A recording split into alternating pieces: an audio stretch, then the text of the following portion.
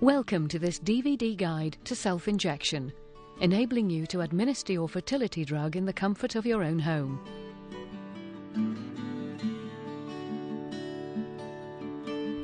The DVD will now run through a checklist of all the items you need for injecting at home, followed by a step-by-step guide to the preparation of your injection, and ending with giving the injection either by syringe or auto-injector.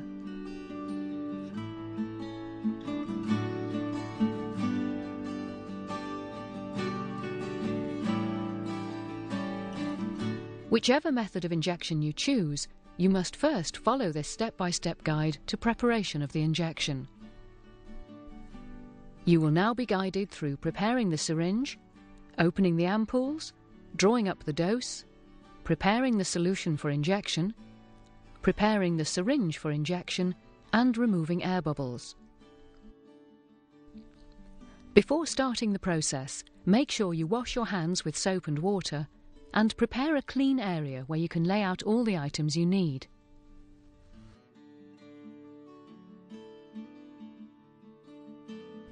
To prepare the syringe, you need to unwrap a drawing-up needle, which has a pink collar, and a syringe. Firmly attach the needle to the syringe, leaving the protective cover in place. Put the syringe and needle on your work surface.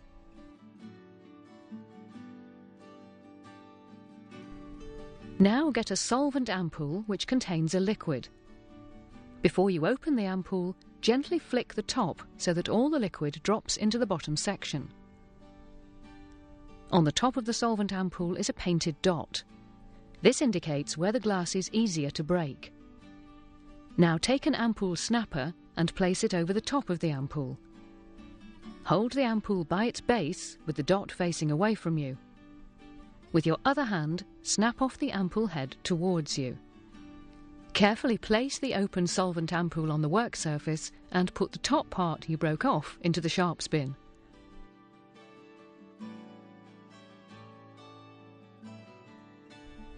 Now take the syringe you prepared and uncover the needle. With the syringe in one hand, pick up the ampoule in the other and insert the needle below the surface of the liquid. Make sure that the needle stays below the surface and draw up the solvent. Keeping the needle below the surface prevents any air getting into the syringe.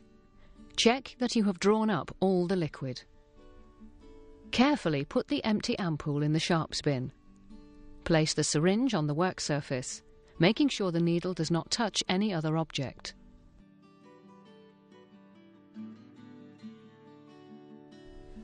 Next, take a vial containing Menopur. Check the date has not expired. Remove the protective lid and place it on the work surface. Now take the syringe and puncture the rubber top of the vial with the needle. Slowly inject the liquid solvent down the side of the vial into the powder. The powder will dissolve straight away and you do not need to shake or mix it. The solution is now ready for drawing up back into the syringe. Gradually draw up the liquid without removing the needle from the vial. It's important not to remove the needle from the vial until all the liquid is drawn up. If you have been prescribed more than one vial of treatment for every injection, draw the liquid back into the syringe and inject it into the next vial, and repeat this process as necessary. Make sure that the vials are completely empty of liquid.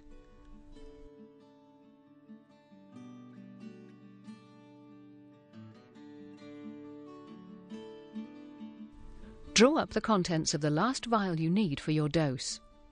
Make sure that you have drawn up all the liquid from the vials and remember to put the used vials in the sharps bin.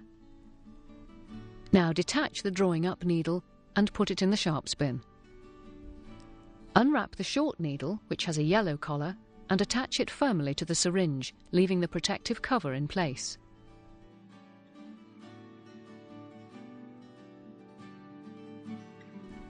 Remove the protective cover from the needle. Hold the syringe with the needle pointing upwards and gently flick the syringe until all the air collects at the top. Push the plunger up slowly and gently until all the air bubbles have gone. You are now ready to give your injection.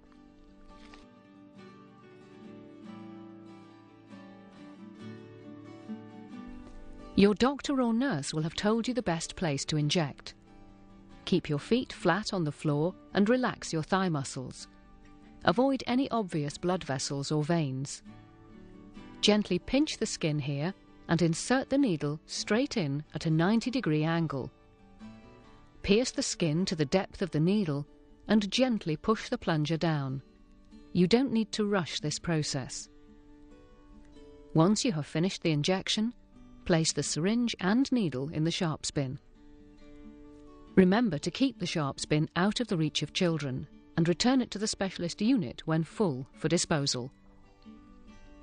There may be a speck of blood where you injected the needle. Use the cotton wool provided to swab this if necessary. You have now completed the preparation, drawing up and injection process for your treatment. We hope you found this useful. Repeat this guide if you are not sure of any of the stages, or move on to using the auto-injector.